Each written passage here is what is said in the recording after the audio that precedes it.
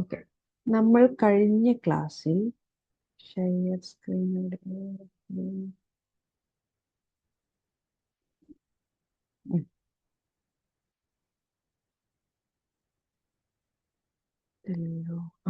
അപ്പോൾ നമ്മൾ കഴിഞ്ഞ ക്ലാസ്സിൽ ബ്ലഡിലുള്ള സെൽസുകളെ കുറിച്ച് പഠിച്ചു അല്ലേ? RBC, platelets, plasma. ഓക്കെ, RBCയുടെ full form red blood cells. അങ്ങനെയാണെങ്കിൽ ഇത് നിങ്ങളുടെ NAOSന്റെ ഒരു പ്രീവിയസ് ഇയർ ക്വസ്റ്റ്യൻ ആണ്. Give one function of each of the following. RBCയുടെ ഫംഗ്ഷൻ എന്താണ്, പ്ലേറ്റ്ലെറ്റ്സിന്റെ ഫംഗ്ഷൻ എന്താണ്, പ്ലാസ്മയുടെ ഫംഗ്ഷൻ എന്താണ്? ഓരോന്നിനും ഓരോ മാർക്ക്. ഓക്കെ, അപ്പൊ മക്കള് പറ, RBCയുടെ ഫംഗ്ഷൻ എന്താ? RBC എന്താ ചെയ്യുക? നമ്മൾ പഠിച്ചില്ലേ?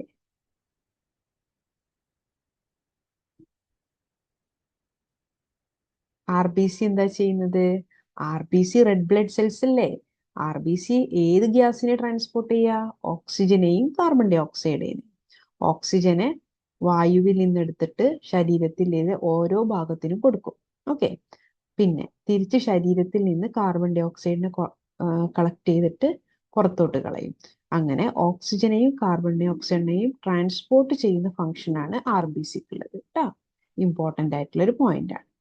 ഇനി രണ്ടാമത്തെ പ്ലേറ്റ്ലെറ്റ്സിന്റെ ഫംഗ്ഷൻ എന്താണ്? നമ്മൾ ഓൾറെഡി പഠിച്ചു അല്ലെ? പ്ലേറ്റ്ലെറ്റ്സ് എന്തിനാ ഹെൽപ്പ് ചെയ്യുന്നത്? ബ്ലഡ് കട്ട പിടിക്കാൻ വേണ്ടി സഹായിക്കും. ബ്ലഡ് കട്ട പിടിക്കാൻ സഹായിക്കുന്ന സെൽസുകളെയാണ് നമ്മൾ പ്ലേറ്റ്ലെറ്റ്സ് എന്ന് വിളിക്കുന്നത്.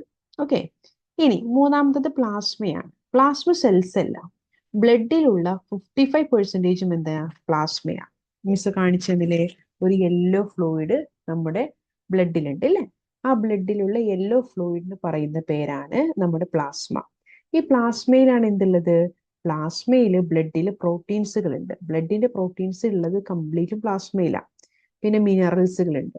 പിന്നെ എന്താ ഉള്ളത്? ആന്റിബോഡീസ് ഉണ്ട്. ആന്റിബോഡീസ് എന്ന് വെച്ച് കഴിഞ്ഞാൽ എന്താ? നമ്മുടെ ശരീരത്തിൽ എന്തെങ്കിലുമൊക്കെ ഒരു ഇൻഫെക്ഷൻ ഉണ്ടായി എന്ന് വിചാരിക്കുക. ആ ഇൻഫെക്ഷനെതിരെ പ്രവർത്തിക്കുന്ന ആളുകളെയാണ് നമ്മൾ ആന്റിബോഡീസ് എന്ന് പറയുന്നത്. അപ്പോൾ ഈ ആന്റിബോഡീസ് മുഴുവൻ ഉള്ളതൊക്കെ എന്തിലാ? പ്ലാസ്മയിലാണ്. സോ പ്ലാസ്മ ഒരുപാട് കാര്യങ്ങളെ ഹെൽപ്പ് ചെയ്യുന്നുണ്ട് നമുക്ക് അല്ലേ?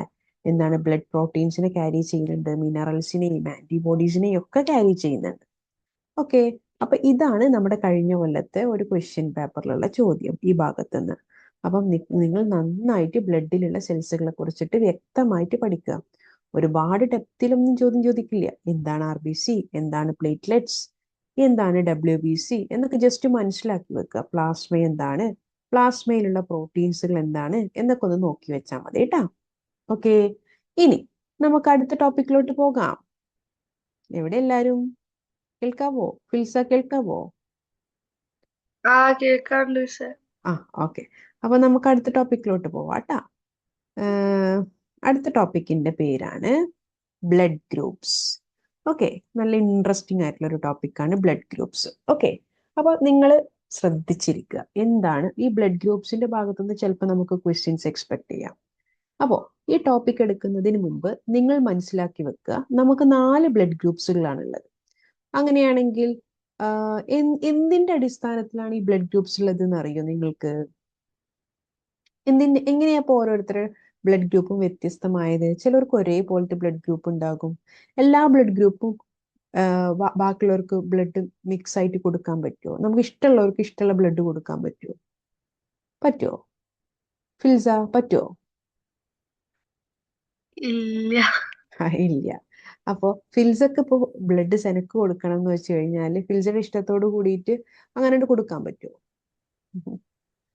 അത് പറ്റൂല. പറ്റില്ല. Very good. ഓക്കെ, അങ്ങനെ പോസിബിൾ അല്ല. ഇപ്പൊ എനിക്കൊരാൾക്ക് ബ്ലഡ് കൊടുക്കണം എന്ന് തോന്നിക്കഴിഞ്ഞാല് അതിൽ ഒരുപാട് പ്രൊസീജിയേഴ്സ് ഉണ്ട്. സോ ആ പ്രൊസീജിയേഴ്സിലോട്ട് നമ്മൾ എത്തിക്കുന്ന കൺസെപ്റ്റ് ആണ് ബ്ലഡ് ഗ്രൂപ്പ്സ്. ഓക്കെ, സോ നമ്മളിപ്പോൾ പഠിക്കാൻ പോകുന്നത് ബ്ലഡ് ഗ്രൂപ്പ്സിനെ പറ്റിയിട്ടാണ്. ഈ ബ്ലഡ് ഗ്രൂപ്പ്സ് മക്കൾ ആദ്യം മനസ്സിലാക്കുക. നമുക്ക് RBCകൾ ഉണ്ട് അല്ലേ? RBC ഉണ്ട്. കണ്ട, നിങ്ങൾക്ക് സ്ക്രീൻ കാണാനുണ്ടോ? ഇതാണ് RBC. കണ്ട, ഡോണറ്റ് ഷേപ്പ് ആണെന്ന് മിസ് പറഞ്ഞു അല്ലെ? നല്ലൊരു ഉഴുന്നുവടയുടെ സ്ട്രക്ചറാണ് ആർക്കുള്ളത്? RBCക്കുള്ളത്. എല്ലാവർക്കും RBC ഉണ്ട്. പക്ഷേ ഈ RBCയുടെ മുകളിൽ 2 ആന്റിജൻസുകൾ കാണപ്പെടും. ആന്റിജൻസ് എന്ന് പറഞ്ഞു കഴിഞ്ഞാൽ ഒന്നുമില്ലടാ, കുറച്ച് പ്രോട്ടീനും ഷുഗറും ഒക്കെയുള്ള ചേർന്നൊരു മോളിക്യൂളാണ് ആന്റിജൻ. ഇപ്പൊ ജസ്റ്റ് നിങ്ങൾ ആന്റിജൻ മനസ്സിലാക്കി വെക്കുക. ആന്റിജൻ എന്ന് വെച്ച് കഴിഞ്ഞാൽ ഈ RBCയുടെ സെൽ മെംബ്രെയിന്റെ സർഫേസിൽ കാണുന്ന കുറച്ച് ആളുകളാണ് ഈ ആന്റിജൻസ് എന്ന് പറഞ്ഞു കഴിഞ്ഞാൽ. ഓക്കെ, അപ്പൊ നമ്മുടെ ബോഡിയിലൊക്കെ ആന്റിജൻസ് ഉണ്ട്. RBCയുടെ മുകളിലാണ് നമുക്ക് ആന്റിജൻസിനെ കാണുന്നത്. ഓക്കെ, അപ്പൊ മക്കൾ മനസ്സിലാക്കുക, ഇത് RBC ആണ്.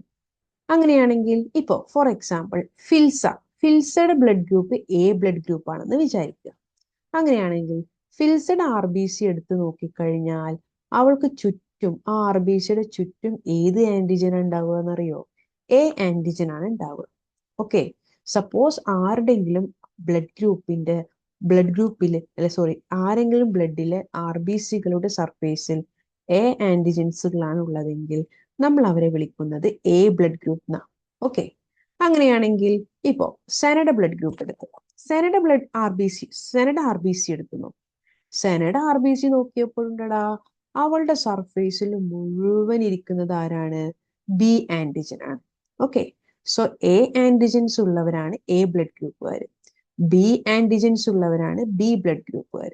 ഓക്കെ, അങ്ങനെയാണെങ്കിൽ ആരാണ് AB ബ്ലഡ് ഗ്രൂപ്പ്? അപ്പൊ കുറെ പേർക്ക് AB ബ്ലഡ് ഗ്രൂപ്പ് ഉണ്ട് അല്ലെ? AB ബ്ലഡ് ഗ്രൂപ്പ് ഉണ്ട്. എന്താ അറിയോ AB ബ്ലഡ് ഗ്രൂപ്പിന്റെ പ്രത്യേകത?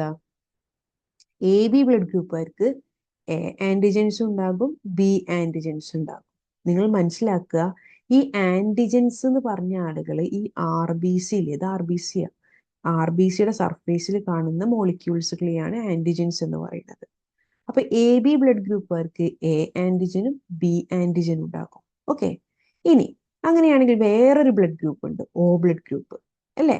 ഈ O ബ്ലഡ് ഗ്രൂപ്പിന്റെ RBCയിൽ ഒരു ആന്റിജൻസും ഉണ്ടാവില്ല. അങ്ങനെയാണെങ്കിൽ ഒരു ആന്റിജൻസും ഇല്ലാത്ത ആളുകളാണ് O ബ്ലഡ് ഗ്രൂപ്പുകാർ. മനസ്സിലായോ?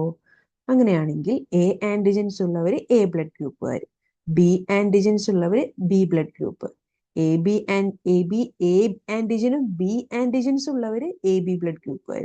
AB ആന്റിജൻ എന്ന് പറയില്ല, A ആന്റിജനും B ആന്റിജനും എന്നാ പറയുക. Okay, hello, hello. എന്താ പറ്റിയെന്ന് അറിയില്ല, പെട്ടെന്ന് ഒരു കണക്ഷൻ പോയോ?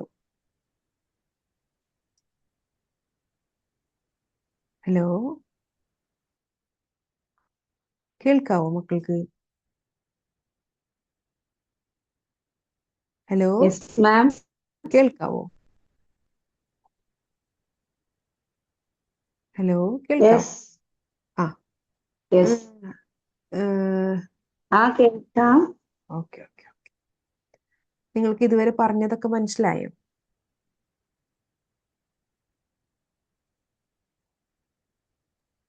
ആ മനസ്സിലായി. ഓക്കെ, ഇനി മറ്റൊരു കാര്യം കൂടി മിസ് പറഞ്ഞുതരാം. നമ്മൾ പ്ലാസ്മനെ കുറിച്ച് പഠിച്ചു. ഈ പ്ലാസ്മയിലാണ് ആന്റിബോഡീസുകൾ ഉള്ളത്. ഓക്കെ, അപ്പോ ആരാണ് ആന്റിബോഡീസ് എന്നറിയോ? നമ്മുടെ ശരീരത്തിൽ എന്തെങ്കിലുമൊക്കെ ഒരു ഇൻഫെക്ഷൻ ഉണ്ടായിക്കഴിഞ്ഞാൽ ആ ഇൻഫെക്ഷനെതിരെ പ്രവർത്തിക്കുന്ന ആളുകളാണ് ആന്റിബോഡീസ്. ഓക്കെ, അങ്ങനെയാണെങ്കിൽ സപ്പോസ് ഇപ്പോൾ ഫിൽസയുടെ blood group A blood group ആണെന്ന് വിചാരിക്കുക. അപ്പോൾ അവളുടെ RBCയുടെ സർഫേസിൽ അവൾക്ക് A ആന്റിജൻസ് ഉണ്ട്. മാത്രമല്ല ഫിൽസയുടെ ബ്ലഡില് മറ്റൊരാളുണ്ട്, ആ ആളുടെ പേരാണ് ആന്റിബോഡി. ഏത് ആന്റിബോഡിയാണെന്നറിയോ? ആ ആന്റിബോഡിയുടെ പേരാണ് ആന്റി ബി ആന്റിബോഡി. ഓക്കെ, അപ്പൊ മക്കള് മനസ്സിലാക്കുക, A ബ്ലഡ് ഗ്രൂപ്പ് ഉള്ള ഒരാളുടെ ബ്ലഡിൽ ആന്റി-B പറഞ്ഞിട്ടുള്ള ഒരു ആന്റിബോഡി ഉണ്ട്, ആന്റി-B പറഞ്ഞിട്ടുള്ള ഒരു ആന്റിബോഡി ഉണ്ട്. ആന്റി എന്ന് പറഞ്ഞു കഴിഞ്ഞാൽ എന്താ? എതിരെ. ബി എന്ന് പറഞ്ഞു കഴിഞ്ഞാൽ ബിക്കെതിരെ പ്രവർത്തിക്കുന്നവർ. ഓക്കെ, അപ്പൊ A ബ്ലഡ് ഗ്രൂപ്പുകാരുടെ ബോഡിയിൽ ബിക്കെതിരെ പ്രവർത്തിക്കുന്ന ആന്റിബോഡികളുണ്ട്. ഈ ആന്റി-ബിയുടെ പ്രത്യേകത എന്താണെന്നറിയോ? ആന്റി-ബിക്ക് B ആന്റിജനെ കൊല്ലാൻ പറ്റും. ഓക്കെ, ആന്റി എന്നുള്ള വാക്കിന്റെ അർത്ഥം എന്താ? എതിരെ പ്രവർത്തിക്കുന്നവരാണ് അല്ലെ?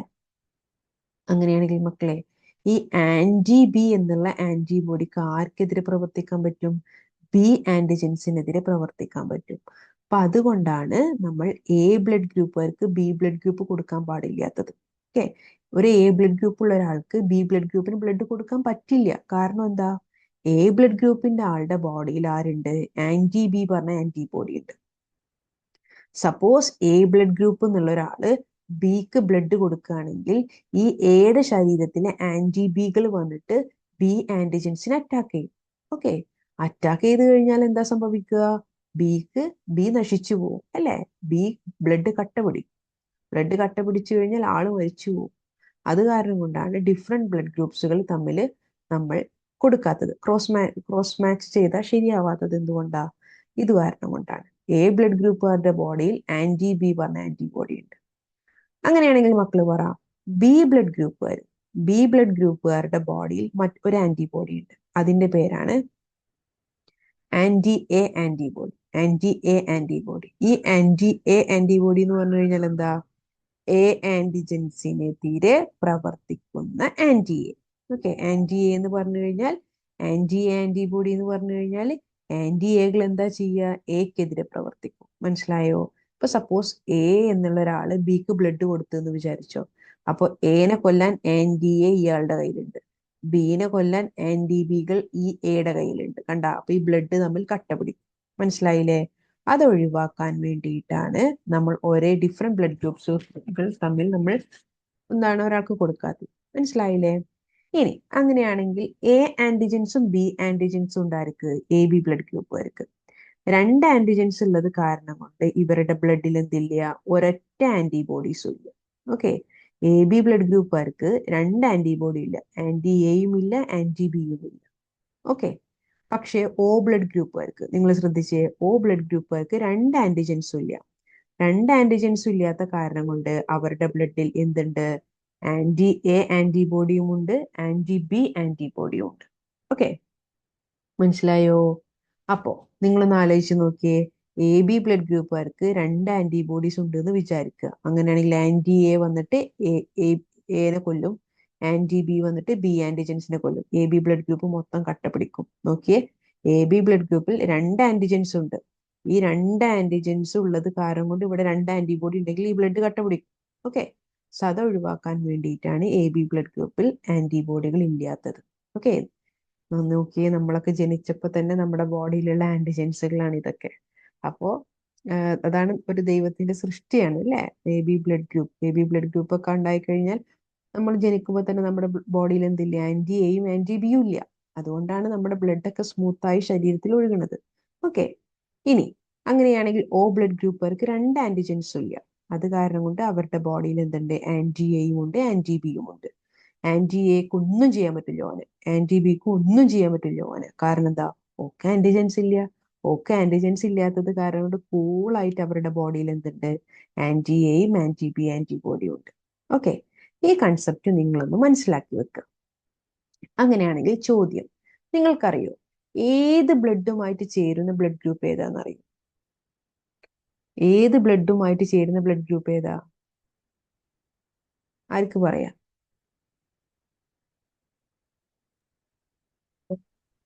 O blood group. Very good. Okay, O blood group എല്ലാവരുമായിട്ട് ചേരും. കാരണം എന്താണെന്നറിയോ? ഓക്കെ ആന്റിജൻസ് ഇല്ല. ഓ ഞാൻ ഇപ്പോഴത്തെ എക്ക് കൊടുത്താലും, ഓ ഞാൻ ബിക്ക് കൊടുത്താലും, ഓ ഞാൻ എ ബിക്ക് കൊടുത്താലും ഒരു കുഴപ്പമില്ല. കാരണം എന്താ? ഓനെ കൊല്ലാൻ ഒരാൾക്കും പറ്റില്ല. കാരണം എന്താ? ഓക്കെ ആന്റിജൻസ് ഇല്ല. ആന്റിജൻസ് ഉള്ളവരല്ലേ കൊല്ലാൻ പറ്റുള്ളൂ. ആന്റിജൻസ് ഇല്ല. അത് കാരണം കൊണ്ട് ഓനെ നമുക്ക് ആർക്കും കൊടുക്കാം. ഓക്കെ, പക്ഷെ ഇവിടെ ഒരാളുണ്ട്. അത് കാരണം കൊണ്ട് ഓൻ അറിയപ്പെടുന്നത് യൂണിവേഴ്സൽ ഡോണർ എന്ന. യൂണിവേഴ്സൽ ഡോണർ എന്ന് പറഞ്ഞു കഴിഞ്ഞാല് പെട്ടെന്നൊരു അപകടം ഉണ്ടായി കഴിഞ്ഞാല് അപ്പോ ആ ആളുടെ ബ്ലഡ് ഒന്നും ഐഡന്റിഫൈ ചെയ്യാൻ സമയമില്ല. നമുക്ക് ആർക്ക് വന്നിട്ട് ബ്ലഡ് കൊടുക്കാം? ഓ ബ്ലഡ് ഗ്രൂപ്പുകാർക്ക് കൊടുക്കാം. ഓക്കെ, ഓ എല്ലാരുമായിട്ട് ചേരുന്ന ബ്ലഡ് ഗ്രൂപ്പാ. ഇനി ഓരോ വ്യത്യാസമുണ്ട്, പോസിറ്റീവ് നെഗറ്റീവ് എന്നൊക്കെ ഉണ്ട്. അത് ഞാൻ പറഞ്ഞു തരാം എന്താണ് കേട്ടാ.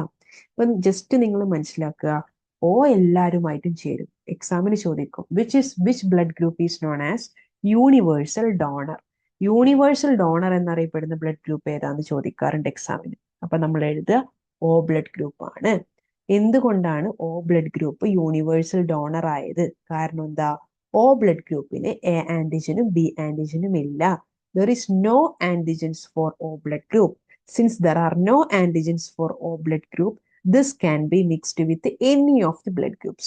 Okay, മനസ്സിലായോ? ഇനി മറ്റൊരു ചോദ്യം ചോദിക്കട്ടെ. എല്ലാവരുടെ അടുത്തുനിന്നും ബ്ലഡ് വാങ്ങാൻ പറ്റുന്ന ആരാ? ആര് വന്നാലും കുഴപ്പമില്ല, എല്ലാ ബ്ലഡും സ്വീകരിക്കാൻ പറ്റുന്നവരാരാന്നറിയോ? ഓ ഓ ബ്ലഡ് ഗ്രൂപ്പിന് എല്ലാവർക്കും കൊടുക്കാൻ പറ്റും.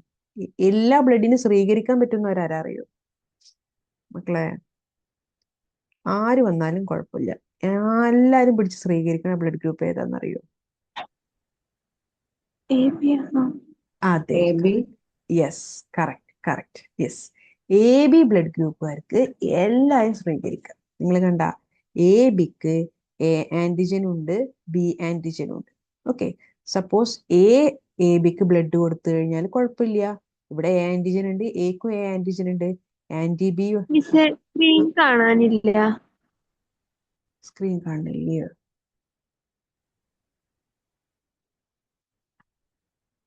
ഇപ്പോഴോ? ഇപ്പോഴും ഇല്ല.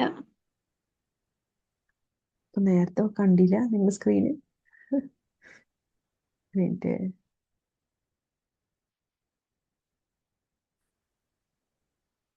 ഓ, സ്ക്രീൻ ഉണ്ടായിരുന്നില്ലേ? സ്ക്രീൻ കാണാൻ പറ്റിയിരുന്നില്ല ഇപ്പൊ നിങ്ങൾക്ക് ഇതുവരെ? ഇല്ല. അയ്യോ അയ്യോ അയ്യോ. കാണുന്നുണ്ടായിരുന്നുള്ളൂ. ആണോ? എന്നെ കാണുന്നുണ്ടായിരുന്നോ? Okay okay okay okay. ഞാൻ വിചാരിച്ചു സ്ക്രീന് കാണുന്നുണ്ട്. ഇപ്പോഴാണോ നിങ്ങൾ സ്ക്രീൻ കാണുന്നത്? മുന്നേ കണ്ടില്ല? തീരെ ഇല്ല. തീരെ കണ്ടിട്ട്? ഫസ്റ്റ് ഓ വരെ കണ്ടിട്ടുണ്ടായിരുന്നു, നിങ്ങളത് കണ്ടിട്ടില്ല. അയ്യോ, സോറി സോറി, പറയണ്ടേ. ഞാന് എന്താണ് അറിയില്ല, ഞാൻ പെട്ടെന്ന് എന്തോ സംഭവിച്ചു. അതിന്റെ ഇടയിൽ ഒരു നെറ്റ് കണക്ഷൻ പോയി, അതുകൊണ്ടാ. ഇപ്പൊ കാണുന്നുണ്ടോ മക്കൾക്ക്? ആ ഇപ്പൊ കാണാണ്ട്. ആ. ഇത് ഓ ബ്ലഡ് ഗ്രൂപ്പാണ് കേട്ടാ, ഓ ബ്ലഡ് ഗ്രൂപ്പാണ്. ഈ ഓ ബ്ലഡ് ഗ്രൂപ്പിന് എല്ലാവർക്കും ബ്ലഡ് കൊടുക്കാൻ പറ്റും. കണ്ട, ഓക്ക് എക്ക് കൊടുക്കാൻ പറ്റും, ഓക്ക് ബിക്ക് കൊടുക്കാൻ പറ്റും, ഓക്ക് എ ബിക്ക് കൊടുക്കാൻ പറ്റും. ഓക്കെ, ഇനി അങ്ങനെയാണെങ്കിൽ അത് കാരണം കൊണ്ട് O blood group is known as the universal donor. Universal donor എന്നാണ് അറിയപ്പെടുന്നത്. ഇനി അടുത്തത് A B blood group. A B blood ഗ്രൂപ്പുകാർക്ക് എല്ലാ ബ്ലഡും സ്വീകരിക്കാൻ പറ്റും. എനെ സ്വീകരിക്കാം, ബിനെ സ്വീകരിക്കാം, ഓനെ സ്വീകരിക്കാം. അത് കാരണം കൊണ്ട് A B blood group is known as the universal recipient എന്ന് പറയും. എല്ലാ ബ്ലഡും സ്വീകരിക്കാൻ പറ്റുന്ന ആളാണ് എ ബി ബ്ലഡ് ഗ്രൂപ്പുകാർ. ഞാൻ ചോദിക്കട്ടെ, എക്സാമിന് ചോദിക്കും, which blood group is known as the universal recipient എന്ന് ചോദിക്കും. ഏതാണ് യൂണിവേഴ്സൽ റെസിപ്പിയന്റ് മക്കളെ? പറ. എല്ലാ ബ്ലഡും AB. A B. Very good, very good. A B blood group is known as the universal recipient. So which blood group is known as the universal donor? O. O blood group. Very good. അപ്പൊ ഈ രണ്ട് questions ആണ് മിക്കവാറും ഇതിന്റെ ഈ ഭാഗത്ത് നിന്ന് ചോദിക്കുക കേട്ടാ. ഓക്കെ, അങ്ങനെയാണെങ്കിൽ ഇത് ജസ്റ്റ് ഞാൻ പറഞ്ഞു. ഇനി നിങ്ങൾക്കൊരു കൺഫ്യൂഷൻ ഉണ്ടാകും. ഇപ്പൊ നിങ്ങൾക്ക് മനസ്സിലായി, എ ആന്റിജൻസ് ഉള്ളവരാണ് എ ബ്ലഡ് ഗ്രൂപ്പുകാർ, ബി ആന്റിജൻസ് ഉള്ളവരാണ് ബി ബ്ലഡ് ഗ്രൂപ്പുകാർ, എ ആന്റിജൻസും ബി ആന്റിജൻസ് ഉള്ളവരാണ് എ ബി ബ്ലഡ് ഗ്രൂപ്പുകാർ, ഒരൊറ്റ ആന്റിജൻസും ഇല്ലാത്തവരാണ് O blood group. O blood group ആണ് universal donor, A B blood group ആണ് യൂണിവേഴ്സൽ റെസിപ്പിയന്റ്. ഇത് അത്രയും കാര്യങ്ങൾ നിങ്ങൾ പഠിച്ചു. ഓക്കെ, ഇനി ഒരു സംശയം. ഇപ്പൊ എന്റെ blood group A A positive. A positive എന്ന് ഞാൻ പറയുമ്പോൾ അയ്യടാ എവിടെ നിന്ന് വന്നടാ ഈ പോസിറ്റീവ്? ഈ എ മനസ്സിലായി, എ ആന്റിജൻസ് ഉള്ളതുകൊണ്ടാണ് എ ബ്ലഡ് ഗ്രൂപ്പ് ആയത്. So what do you mean by this positive and negative? നിങ്ങൾ കേട്ടിട്ടുണ്ടോ? എന്തുകൊണ്ടാണ് ഈ പോസിറ്റീവ് നെഗറ്റീവ് എന്ന് വരുന്നത്? അറിയോ മക്കൾക്ക്? നിങ്ങൾ പഠിച്ചിട്ടുണ്ടോ? അതാണ് ഞാൻ പറയാൻ പോകുന്നത്. ഓക്കെ, ചിലവർക്ക് അറിയുണ്ടാവില്ല എന്താണ് പോസിറ്റീവ്, എന്തുകൊണ്ടാണ് നെഗറ്റീവ് ആയത്. ഞാൻ ഭയങ്കര നെഗായത് കാരണം കൊണ്ടാണ് നെഗറ്റീവ് ആയത് എന്നൊക്കെ ഭയങ്കര അറിയാത്ത ആൾക്കാരുണ്ടാവും. അതൊന്നുമല്ല, നമ്മൾ മനസ്സിലാക്കുക, പോസിറ്റീവ് നെഗറ്റീവ് എന്ന് പറയുന്നത് എന്തുകൊണ്ടാന്ന് വെച്ച് കഴിഞ്ഞാൽ, നിങ്ങൾ സ്ക്രീനിൽ ഈ ഒരു കുരങ്ങനെ കണ്ടോ? കുരങ്ങൻ. ഈ കുരങ്ങന്റെ പേരാണ് റിസസ് മങ്കീസ്. നമ്മൾ Yes. ആതിരപ്പള്ളിയിലൊക്കെ ടൂർ പോയി കഴിഞ്ഞാൽ ഇങ്ങനത്തെ ഒരു മങ്കീനെ കാണാം അല്ലെ? ഇന്ത്യൻ ബ്രൗൺ മങ്കീസ് ആണ്. ഈ ഒരു സ്പീഷീസിന് പറയുന്നതാണ് റിസസ് മങ്കീസ്. റിസസ് വിഭാഗത്തിൽപ്പെട്ട മങ്കീസുകളാണ് ഈ മങ്കീസ്. ഓക്കെ, അപ്പൊ ഈ ബ്ലഡ് ഗ്രൂപ്പിംഗ് കണ്ടെത്തിയത് കാൾ ലാൻഡ്സ്റ്റീനർ പറഞ്ഞിട്ടുള്ള ഒരു സയന്റിസ്റ്റാണ്. ആ സയന്റിസ്റ്റിനെ കുറിച്ചൊന്നും നമുക്ക് പഠിക്കാനില്ല. ലാൻഡ്സ്റ്റീനർ പറഞ്ഞിട്ടുള്ള ഒരു സയന്റിസ്റ്റ് ആണ്. അപ്പൊ അദ്ദേഹം ഈ കുരങ്ങിന്റെ ബ്ലഡിൽ എക്സ്പെരിമെന്റ് നടത്തി. ഏ ഈ എക്സ്പെരിമെന്റ് നടത്തിയപ്പോൾ അദ്ദേഹം ഒരു പ്രത്യേക ആന്റിജനെ കണ്ടെത്തി. ഇപ്പൊ നമുക്കറിയാം എ ആന്റിജനും ബി ആന്റിജനൊക്കെ. ഈ കുരങ്ങുകളിൽ അവർ എക്സ്പെരിമെന്റ് നടത്തിയപ്പോൾ ഈ കുരങ്ങിന്റെ ബ്ലഡ് എടുത്ത് നോക്കിയിട്ട് അതിന്റെ RBC പരിശോധിച്ചപ്പോൾ ഈ റിസസ് മങ്കീസിൽ എന്തുണ്ട്? ഒരു പ്രത്യേക ആന്റിജൻസ് ഉണ്ട്. ഈ ആന്റിജൻസിന്റെ പേരാണ് RH antigens. RH antigens. Okay. അപ്പൊ റിസസ് മങ്കീസിലാണ് ഈ പുതിയൊരു ആന്റിജൻ ആദ്യമായിട്ട് കണ്ടെത്തുന്നത്. ഓക്കെ. ഒരു പ്രത്യേക ആന്റിജൻ എയും ബിയും എന്ന് പറയുന്നത് പോലെ ആ കുരങ്ങുകളിൽ മാത്രം കണ്ടുവരുന്ന ഒരു ആന്റിജനെ കണ്ടെത്തി. ഓക്കെ. അപ്പൊ ഈ ആന്റിജൻ അതിനെ അവര് RH ആന്റിജൻ എന്നാ വിളിച്ച. RH antigen. പിന്നീട് അവർ മനസ്സിലാക്കി ഈ RH ആന്റിജൻസ് മൊത്തം മനുഷ്യന്മാരിൽ 70% ആൾക്കാർക്കും എന്തുണ്ട്? RH ആന്റിജൻസ് ഉണ്ട്. ഓക്കെ. ചില ആൾക്കാർക്ക് ഏകദേശം ഒരു 30% ആൾക്കാർക്ക് എന്തില്ല? RH ആന്റിജൻസ് ഇല്ല. അപ്പൊ ഈ കുരങ്ങുകളിൽ കണ്ടുപിടിച്ച ഈ ആന്റിജൻ RH ആന്റിജൻസ് ഇവര് മനുഷ്യന്മാരിൽ ഉണ്ടെന്ന് ആരും മനസ്സിലാക്കി? ശാസ്ത്രജ്ഞര് മനസ്സിലാക്കി. ഓക്കെ. അപ്പൊ ആർക്കാണോ RH ആന്റിജൻസ് ഉള്ളത് അവര് RH പോസിറ്റീവ് എന്ന് വിളിച്ചു. ഓക്കെ. ആർക്കാണോ RH ആന്റിജൻസ് ഉള്ളത് അവരെ RH പോസിറ്റീവ് എന്ന് വിളിച്ചു. ഓക്കെ.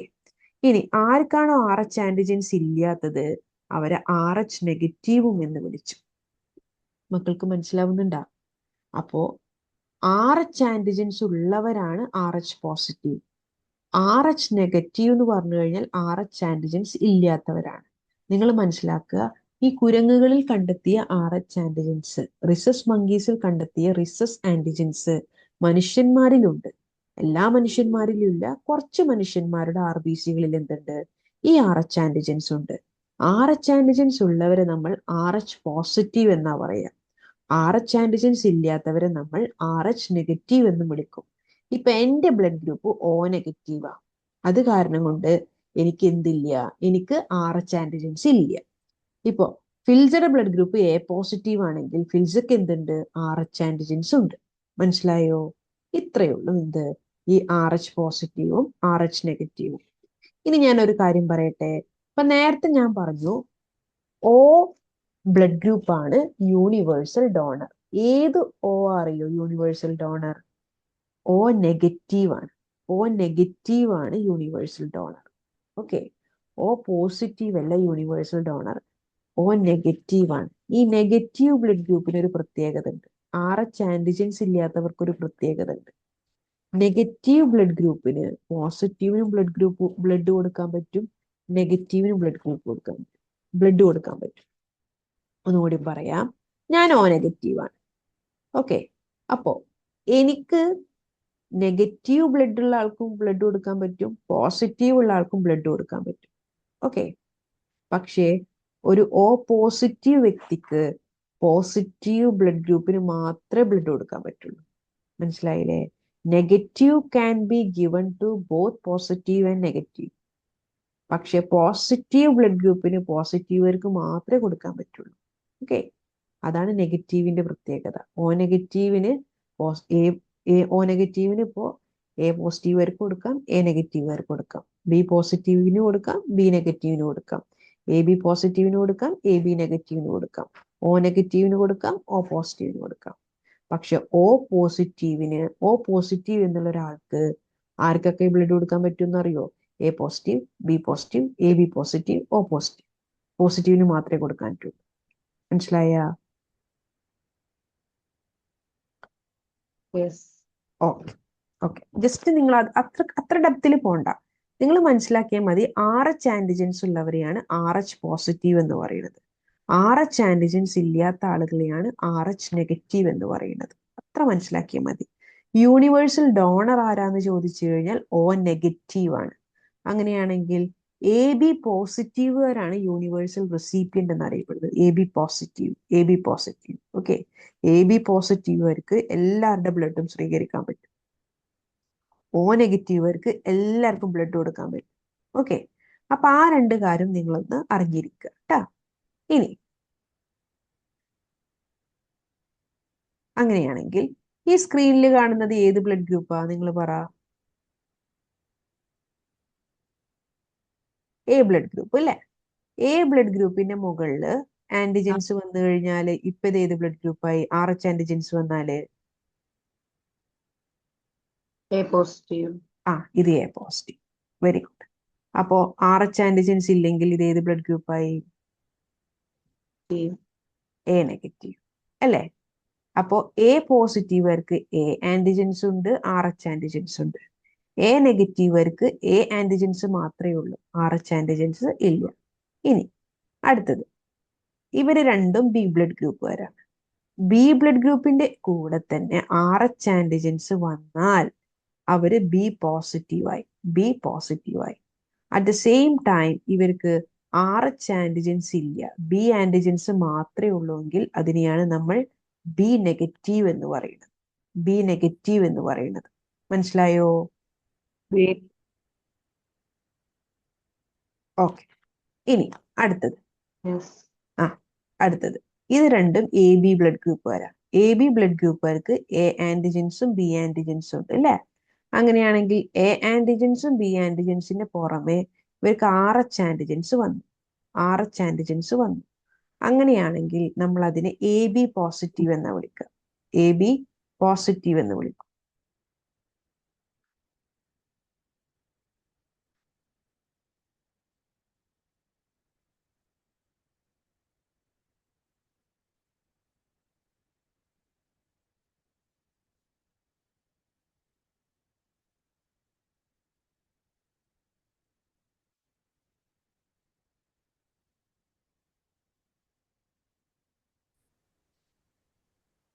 മാമിന്റെ അവിടെ എന്തോ കംപ്ലൈന്റ് ആയിട്ടുണ്ട്. ഹലോ, കേൾക്കാവോ? കേൾക്കാം. ഓക്കെ. കറണ്ട് പോയതാ. ഓക്കെ, കുഴപ്പമില്ല. കറണ്ട് പോയി, പ്രശ്നമൊന്നുമില്ല. ഓക്കെ, വന്നു. A B positive, A B negative.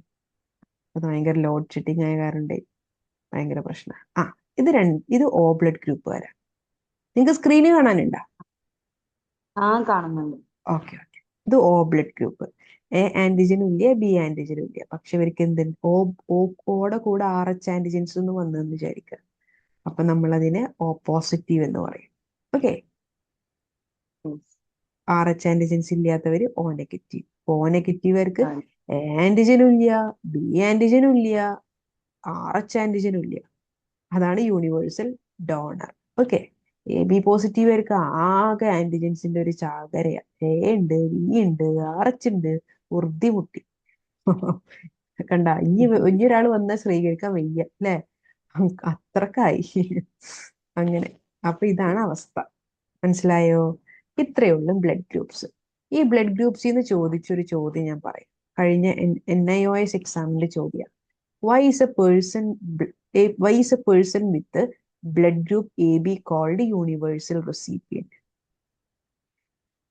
A B blood group ഉള്ള ആള് യൂണിവേഴ്സൽ റെസിപ്പിയന്റ് എന്നറിയപ്പെടുന്നത് എന്ന് വെച്ച് കഴിഞ്ഞാൽ, ഈ എ ബി ബ്ലഡ് ഗ്രൂപ്പ് ഉള്ള ആൾക്ക് എല്ലാ ബ്ലഡിനും സ്വീകരിക്കാൻ പറ്റും. കാരണം എന്താ? ഇയാൾക്ക് എ ആന്റിജനും ബി ആന്റിജനും ഉണ്ട്. പക്ഷേ ഇയാളുടെ ബോഡിയിൽ ഒരു ആന്റിബോഡീസും ഇല്ല. അതാണ് അതിന്റെ കറക്റ്റ് ആയിട്ടുള്ള ഉത്തരം. എക്സാമിന് ചോദിക്കണമെങ്കിൽ നിങ്ങൾ എങ്ങനെ എഴുതണം? Because the RBC contains both A and B antigen. RBCയിൽ എന്തുണ്ട്? എ ആന്റിജൻ ഉണ്ട്, ബി ആന്റിജൻ ഉണ്ട്. പക്ഷെ പ്ലാസ്മയിൽ എന്തില്ല? ആന്റിബോഡി ഇല്ല, ബി ആന്റിബോഡി ഇല്ല. അപ്പൊ നിങ്ങൾ മനസ്സിലാക്കുക, ഒരാളുടെ ആന്റിബോഡീസ് എവിടെയാണ് ഉണ്ടാവുക? പ്ലാസ്മയിൽ ഉണ്ടാവുക. മിസ് പറഞ്ഞു. എന്താണ് പ്ലാസ്മയുടെ ഫങ്ഷൻസ് എന്ന് ചോദിച്ചപ്പോൾ പറഞ്ഞു തന്നില്ലേ? പ്ലാസ്മയിലാണ് ആന്റിബോഡീസ് ഉണ്ടാവുക. ഓക്കെ. അപ്പോ എ ബി ബ്ലഡ് ഗ്രൂപ്പ് ഉള്ള ഒരാളുടെ ശരീരത്തിൽ എ ആന്റിജൻസും ബി ആന്റിജൻസും ഉണ്ടാകും. പക്ഷെ അയാൾക്ക് എന്തില്ല? The lacks both anti A and anti B antibodies. ഇതാണ് അതിന്റെ reason. Okay.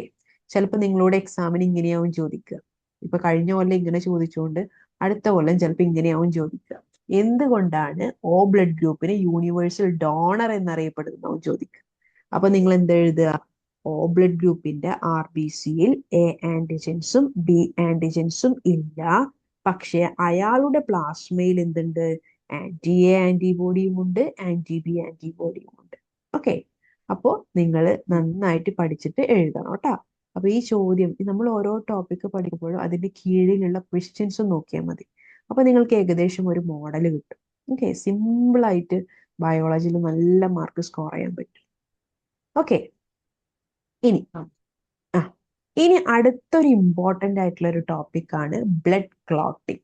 Blood clotting. Okay, ഈ ഒരു ടോപ്പിക്കും കൂടി നമുക്ക് ഇന്ന് പഠിക്കാം. ഓക്കെ, എന്നിട്ട് ബാക്കി നമുക്ക് നാളെ പഠിക്കാം. ഇനി അടുത്തത് ബ്ലഡ് ക്ലോട്ടിംഗ് ആണ്. നമുക്ക് ഇഷ്ടം പോലെ സമയമുണ്ട്, നമുക്ക് വേഗം നമ്മുടെ പോർഷൻസ് ഒക്കെ കഴിയും. അപ്പോൾ പേടിക്കണ്ട കേട്ടോ. സോ നമ്മളിപ്പോൾ പഠിക്കാൻ പോകുന്നത് ബ്ലഡ് ക്ലോട്ടിങ്ങിനെ കുറിച്ചിട്ടാണ്. ബ്ലഡ് ക്ലോട്ടിങ് എന്ന് പറഞ്ഞു കഴിഞ്ഞാൽ ബ്ലഡ് കട്ട പിടിക്കുക അല്ലേ? നമ്മുടെ ശരീരത്തിൽ എന്തെങ്കിലും ഒരു മുറിവുണ്ടായി, ചെറിയൊരു അപകടം ഉണ്ടായി. ആ അപകടം ഉണ്ടായി കഴിഞ്ഞാൽ മുറിവായി കഴിഞ്ഞാൽ ബ്ലീഡിങ് ഉണ്ടാവും അല്ലേ? കണ്ടിന്യൂസ് ആയിട്ട് ബ്ലീഡ് ചെയ്യൊന്നുമില്ല, കുറച്ച് കഴിഞ്ഞാൽ ആ ബ്ലീഡിങ് നിൽക്കും. കുറച്ച് കഴിഞ്ഞാൽ ആ മുറിവായ ഭാഗം ഒന്ന് ഉണങ്ങിയിട്ടുണ്ടാവും അല്ലേ? ബ്ലഡ് അവിടെ കട്ട പിടിച്ചിട്ട് ആകെ ഉണങ്ങിയിട്ടുണ്ടാവും. നിങ്ങളൊന്ന് ആലോചിച്ച് നോക്കിയേ, നമ്മുടെ ശരീരത്തിൽ ഈ ബ്ലഡ് കട്ട പിടിക്കുന്ന മെക്കാനിസം ഇല്ലെങ്കിൽ നമ്മുടെ ശരീരത്തിൽ മുറിവുണ്ടായി കഴിഞ്ഞാൽ ബ്ലഡ് വാർന്നൊഴുകി നമ്മൾ മരിച്ചു പോകും അല്ലേ? അപ്പൊ അത്രയും ഒരു അടിപൊളി മെക്കാനിസം നമ്മുടെ ബോഡിയിലുണ്ട്. അപ്പൊ എങ്ങനെയാണ് മുറിവൊക്കെ ഉണ്ടായി കഴിഞ്ഞാൽ ബ്ലഡ് കട്ട പിടിക്കുന്നത്? ആ മെക്കാനിസം ആണ് നമ്മളോട് ചോദിക്കുന്നത് കേട്ടാ. പഠിക്കാൻ പോണത് അതെന്തായാലും നമ്മുടെ എക്സാമിന് എക്സ്പെക്ട് ചെയ്യാൻ പറ്റുന്ന മറ്റൊരു ചോദ്യമാണ്. ഞാൻ ക്വസ്റ്റ്യൻ പേപ്പറിൽ കണ്ടായിരുന്നു ഒരു ചോദ്യം, ബ്ലഡ് ക്ലോട്ടിങ്ങിന്റെ മെക്കാനിസം ചോദിച്ചായിരുന്നു. ഓക്കെ, അപ്പൊ അതുകൊണ്ടാണ് ഞാൻ ഈ ടോപ്പിക് ഇവിടെ പറയുന്നേ മക്കളെ. അപ്പോൾ നിങ്ങൾ ആദ്യം മനസ്സിലാക്കുക, അവിടെ ഒരു മോന് വീണിട്ടുണ്ട് അല്ലേ? മോന് വീണിട്ട് പാവം അതിന്റെ കാലൊക്കെ മുറിഞ്ഞ് ബ്ലഡ് ഇങ്ങനെ ഒഴുകുന്നുണ്ട്. കുട്ടികൾ ബ്ലഡ് ഒഴുകണ കണ്ടാൽ തന്നെ കരച്ചില്ല തുടങ്ങും. അപ്പൊ കുറച്ച് കഴിഞ്ഞാൽ ആ ബ്ലഡ് അവിടെ കട്ട പിടിക്കും. ഓക്കെ, അപ്പൊ എങ്ങനെയാണ് അറിയാൻ സംഭവിക്കുന്നത്? എങ്ങനെയാണ് സംഭവിക്കുന്നത് വെച്ച് കഴിഞ്ഞാൽ നിങ്ങൾ ആദ്യം മനസ്സിലാക്കുക, നമ്മുടെ ശരീരത്തിൽ ഒരുപാട് എൻസൈംസുകളുണ്ട്. എൻസൈംസ് എൻസൈംസ് എൻസൈംസ് എന്ന് പറഞ്ഞു കഴിഞ്ഞാൽ എന്താ മക്കളെ? എൻസൈംസ് എൻസൈംസ് എന്ന് പറഞ്ഞു കഴിഞ്ഞാൽ നമ്മുടെ ശരീരത്തിലെ ഓരോ രാസപ്രവർത്തനങ്ങൾ നടത്തുന്ന ആളുകളെയാണ് നമ്മൾ എൻസൈംസ് എന്ന് പറയുന്നത്. നിങ്ങൾ കെമിസ്ട്രി പഠിക്കുന്നുണ്ടോ? കെമിസ്ട്രി പഠിക്കുന്നുണ്ടോ? പഠിക്കും. ആ, അതിൽ നിങ്ങൾ കാറ്റലിസ്റ്റിനെ കുറിച്ച് പഠിക്കുന്നുണ്ടോ? കാറ്റലിസ്റ്റ്. ഇല്ല, 2 ക്ലാസ്സേ കിട്ടിയിട്ടുള്ളൂ, അതിനൊക്കെ പറഞ്ഞിട്ടില്ല. ആ, അപ്പൊ നിങ്ങൾ മനസ്സിലാക്കുക, എൻസൈംസ് എന്ന് പറഞ്ഞു കഴിഞ്ഞാല് നമ്മുടെ ശരീരത്തിൽ രാസപ്രവർത്തനങ്ങളില്ലേ, ഓരോ കാര്യങ്ങൾ നടത്തൂലേ, ആ ആളുകളെയാണ് നമ്മൾ എൻസൈംസ് എന്ന് പറയുന്നത്. ഓക്കെ, ഇപ്പൊ പെട്ടെന്ന് നമുക്ക് ദഹനം നടക്കണം എന്നുണ്ടെങ്കിൽ നമ്മുടെ ശരീരത്തിൽ കുറച്ച് കെമിക്കൽസുകളുണ്ട്, കുറച്ച് ആളുകളുണ്ട്. ആ ആളുടെ പേരാണ് എൻസൈംസ്. ഓക്കെ, പിന്നെ ശരീരത്തിൽ എന്ത് റിയാക്ഷൻ നടക്കാൻ, ശരീരത്തിൽ എന്ത് പ്രവർത്തനം നടക്കുമ്പോഴും ആ പ്രവർത്തനത്തിന്റെ സ്പീഡ് കൂട്ടുന്ന ആളുകളാണ് നമ്മുടെ എൻസൈംസ് എന്ന് പറയുക. ഓക്കെ, അപ്പൊ നമ്മുടെ ശരീരത്തിൽ കാണുന്ന ആളുകളാണ് എൻസൈംസ്. അപ്പോൾ നമ്മുടെ ശരീരത്തിൽ ഒരു മുറിവ് ഉണ്ടായി കഴിഞ്ഞാൽ അവിടെ ആദ്യം എത്തുന്ന എൻസൈമിന്റെ പേരാണ് ത്രോംബോകൈനേസ്. ത്രോംബോകൈനേസ്. ഈ ത്രോംബോകൈനേസിന്റെ മറ്റൊരു പേരാണ് ത്രോംബോപ്ലാസ്റ്റിൻ. ത്രോംബോപ്ലാസ്റ്റിൻ. അപ്പോൾ നമ്മുടെ ശരീരത്തിൽ എവിടെ മുറിവുണ്ടായിക്കോട്ടെ, ആ മുറിവ് കണ്ടുപിടിച്ച് അവിടെ എത്തും ആര്? ത്രോംബോകൈനേസ്. നമ്മുടെ ശരീരത്തിന്റെ കാവലാളാണ് ത്രോംബോകൈനേസ്. പെട്ടെന്നൊരു മുറിവുണ്ടായി കഴിഞ്ഞാൽ അവിടെ അയാൾക്ക് എന്ത് കിട്ടും? ഇൻഫർമേഷൻ കിട്ടും അല്ലെ? പെട്ടെന്ന് എന്തെങ്കിലും നമ്മുടെ നാട്ടിൽ എന്തെങ്കിലും കശപിശ ഉണ്ടായി കഴിഞ്ഞാൽ അവിടെ അപ്പൊ പോലീസ് എത്തൂലേ? അതേപോലെ ശരീരത്തിൽ ഒരു മുറിവുണ്ടായി കഴിഞ്ഞാൽ ആ ഭാഗത്ത് ആരെത്തും? ത്രോംബോകൈനേസ് എത്തും. ത്രോംബോകൈനേസിന്റെ മറ്റൊരു ത്രോംബോകൈനേസ് അല്ലെങ്കിൽ ത്രോംബോപ്ലാസ്റ്റിൻ എന്ന് പറയും. ഓക്കെ, അപ്പൊ നിങ്ങൾ മനസ്സിലാക്കുക, at the site of injury the blood platelets rupture to release thrombokinase or thromboplastin. അപ്പോ ഈ ത്രോംബോകൈനേസിനെ കൊണ്ടുവരുന്നത് ആരറിയോ? പ്ലേറ്റ്ലെറ്റ്സുകളാണ്. പ്ലേറ്റ്ലെറ്റ്സുകൾ. അപ്പൊ ഈ മുറിവുണ്ടായി കഴിഞ്ഞാൽ ആ മുറിവിലൂടെ RBC പുറത്തോട്ട് പോകും, പ്ലേറ്റ്ലെറ്റ്സും പുറത്തോട്ട് പോകും. ആ പ്ലേറ്റ്ലെറ്റ്സിന് മുറിവ് പറ്റിയിട്ടുണ്ടാവും, RBCക്കൊക്കെ മുറിവ് പറ്റിയിട്ടുണ്ടാവും അല്ലെ? അപ്പൊ പ്ലേറ്റ്ലെറ്റ്സ് മുറിഞ്ഞു കഴിഞ്ഞാൽ വേഗം പ്ലേറ്റ്ലെറ്റ്സ് എന്ത് റിലീസ് ചെയ്യും? ഈ കെമിക്കലായിട്ടുള്ള ത്രോംബോകൈനേസിനെ റിലീസ് ചെയ്യും. ഇനി ത്രോംബോകൈനേസ് എന്താ അറിയോ ചെയ്യുക? ത്രോംബോകൈനേസ് പിന്നെ അങ്ങോട്ട് കാര്യം കണ്ട് എല്ലാരെയും അങ്ങോട്ട് അറിയിച്ചിട്ട് ആ കാര്യങ്ങളൊക്കെ കണ്ട് പ്രശ്നങ്ങളൊക്കെ അങ്ങോട്ട് പരിഹരിച്ച്. ഓക്കെ, സോ ത്രോംബോകൈനേസ് എന്നുള്ള ഒരു എൻസൈം വേറൊരാളെ ആക്ടിവേറ്റ് ചെയ്യും. ഇപ്പോ നമ്മുടെ ശരീരത്തിൽ നമ്മുടെ ബ്ലഡിൽ ഉള്ള ഒരാളാണ് പ്രോത്രോംബിൻ. ഈ പ്രോത്രോംബിൻ എന്ന് പറഞ്ഞു കഴിഞ്ഞാൽ ഇനാക്റ്റീവ് ആയിട്ട് ഇരിക്കുന്ന ഒരാളാണ്, മടി പിടിച്ചിരിക്കുന്ന ഒരാളാണ്. ഓക്കെ, ഇനാക്റ്റീവ് ആണ് ആര്? നമ്മുടെ പ്രോത്രോംബിൻ. ത്രോംബോകൈനേസ് അങ്ങോട്ട് വന്നു കഴിഞ്ഞാൽ പ്രോത്രോംബിൻ എന്തായിട്ട് മാറും? വേഗം ആക്റ്റീവ് ആവും. ആക്റ്റീവ് ആയിട്ട് ത്രോംബിനായിട്ട് മാറും. പ്രോത്രോംബിന്റെ പ്രോ അങ്ങോട്ട് മാറ്റിയിട്ട് ത്രോംബിനായിട്ട് അങ്ങോട്ട് മാറും. ഓക്കെ, സോ ത്രോംബോകൈനേസ് ആ ഒരാളുടെ ഹെൽപ്പും കൂടി മേടിക്കും. അയാളാണ് കാൽഷ്യം ക്യൂ പ്ലസ്. ഓക്കെ, അപ്പോ പെട്ടെന്നൊരു മുറിവ് ഉണ്ടായി കഴിഞ്ഞാൽ ത്രോംബോകൈനേസ് അവിടെ വരും. ത്രോംബോകൈനേസ് പ്രോത്രോംബിനോട് പറയും വേഗം പോയിട്ട് ത്രോംബിനായിക്കോ പറയും. ഓക്കെ, എന്ന് വെച്ച് കഴിഞ്ഞാൽ വേഗം പോയി ഡ്രസ്സ് മാറ്റിക്കോ എന്ന് പറയുന്ന പോലെ വേഗം എന്താണ്, വേഗം പോയിട്ട് റെഡി ആയിക്കോ. ഇനാക്റ്റീവ് ആയിട്ടുള്ള നീ വേഗം പോയിട്ട് എന്തായിട്ട് മാറണം? ആക്റ്റീവ് ആയിക്കോ, എന്നാലേ ബാക്കിയുള്ള കാര്യങ്ങളൊക്കെ നടക്കുള്ളൂ എന്ന് പറയും. ഓക്കെ, സോ എന്താ സംഭവിക്കുന്നത്?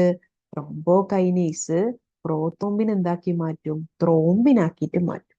ത്രോംബിൻ പ്രോ എന്ന് പറഞ്ഞു കഴിഞ്ഞാൽ എന്താ? ഇനാക്റ്റീവ് ആണ്. എന്ന് വെച്ച് കഴിഞ്ഞാൽ മടി പിടിച്ചിരിക്കുക അല്ലെ, ഇനാക്റ്റീവ് ആണ്, വർക്ക് ചെയ്യാൻ പറ്റില്ല, വർക്ക് ചെയ്യാൻ പറ്റാത്ത രൂപം. ഓക്കെ, ഇനി പ്രോത്രോംബിന് ത്രോംബിനായിട്ട് മാറണം എന്നുണ്ടെങ്കിൽ ത്രോംബോകൈനേസ് മാത്രം വിചാരിച്ചാൽ പോരാ, അവിടെ കാൽഷ്യം അയോൺസുകളും വരണം, കാൽഷ്യം അയോൺസുകൾ. ഓക്കെ, ഇവര് രണ്ടുപേരും ചേർന്നിട്ട് പ്രോത്രോംബിനെ ത്രോംബിനാക്കി മാറ്റും.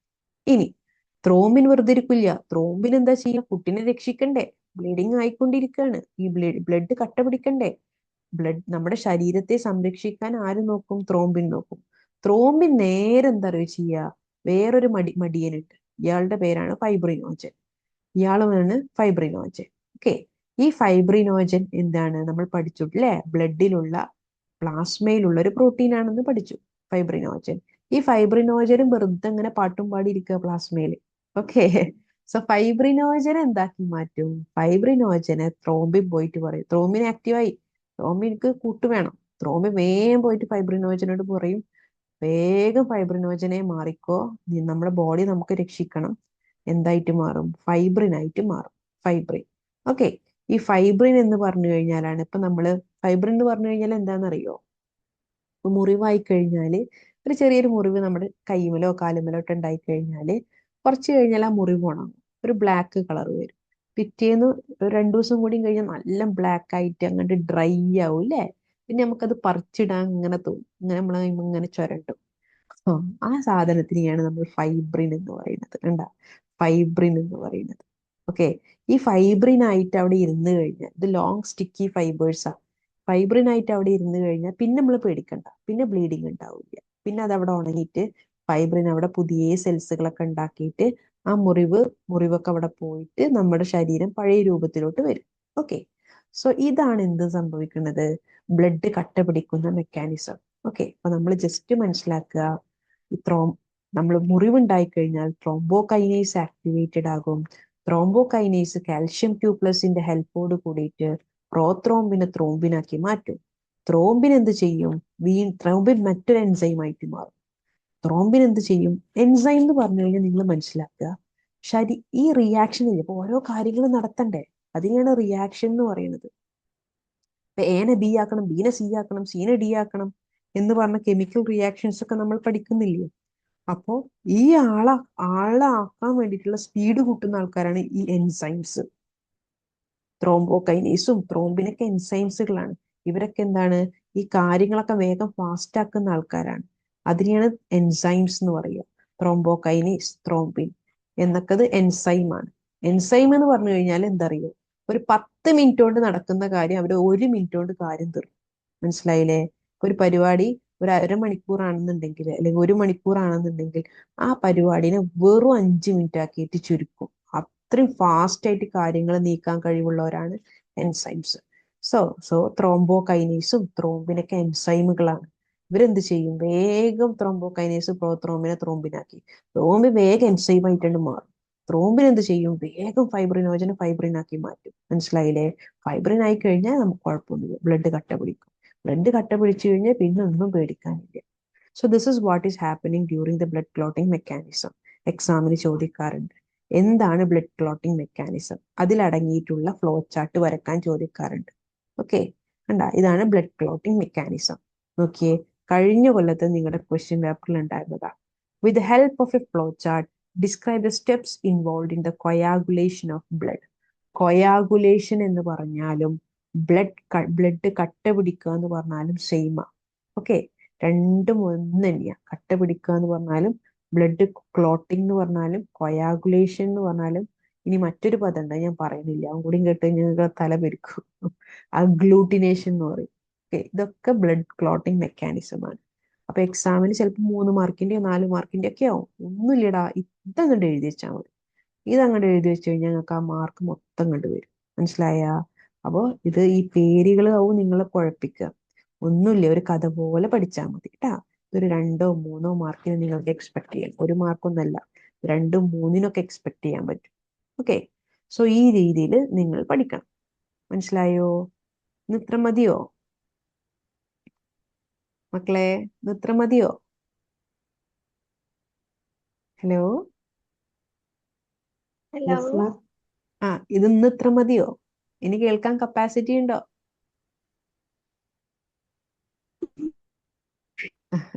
ഓക്കെ, ഇന്ന് നമ്മൾ ബ്ലഡ് ഗ്രൂപ്പും പഠിച്ച് ബ്ലഡ് ക്ലോട്ടിങ്ങും പഠിച്ച്, അത് മതി.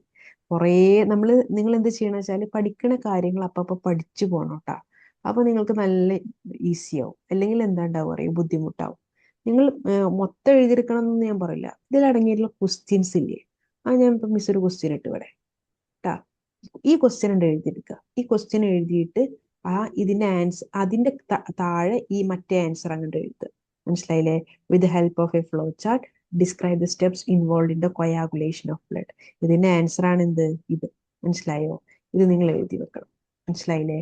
ആ രൂപത്തിൽ നിങ്ങൾ പഠിക്കണം. ആ ക്വസ്റ്റ്യൻസ് നിങ്ങൾ നോട്ട് ഡൗൺ ചെയ്യണം. നിങ്ങൾക്ക് ഇപ്പൊ ഇനിയിപ്പോ പ്രിന്റ് എടുക്കണമെങ്കിൽ എടുത്തോളൂ, കുഴപ്പമൊന്നുമില്ല. പക്ഷെ ഇതിലടങ്ങിയിട്ടുള്ള ക്വസ്റ്റ്യൻസ് ഒക്കെ ഇല്ലേ, നിങ്ങൾ ആ ക്വസ്റ്റ്യനും അതിന്റെ ആൻസർ ഒന്ന് സെൽഫായിട്ടൊന്ന് എഴുതി പഠിക്കണേ. കാരണം ഇത് നിങ്ങളുടെ എക്സാമിന് ഒരുപാട് ഉപകരിക്കും. എല്ലാ ക്വസ്റ്റ്യൻസ് ഒന്നും പ്രിന്റ് എടുക്കണ്ട. ക്വസ്റ്റ്യൻസ് ഒക്കെ നിങ്ങൾ എന്ത് ചെയ്യുക, നിങ്ങളൊന്ന് എഴുതി പഠിക്കാൻ ശ്രമിച്ചു നോക്കും. അപ്പൊ അതിന്റെ ഒരു വ്യത്യാസം നിങ്ങൾക്ക് എക്സാമിന് ഫീൽ ചെയ്യും കേട്ടാ. അപ്പൊ എല്ലാം പ്രിന്റ് എടുത്തു കഴിഞ്ഞാൽ എല്ലാം പ്രിന്റ് അവിടെ ഉണ്ടല്ലോ എന്ന് വിചാരിച്ചിട്ട് നമ്മൾ അവിടെ ഇരിക്കും. നിങ്ങൾ എന്ത് ചെയ്യുക, അങ്ങനെ ഒന്ന് ചെയ്ത് നോക്കും, മനസ്സിലാക്കി പഠിക്കുക കേട്ടാ. ഓക്കെ ആണോ? ഇന്ന് ഇത്ര മതിയാ? ഇന്ന് ഇത്ര മതിയാ? Hello, yes ma'am.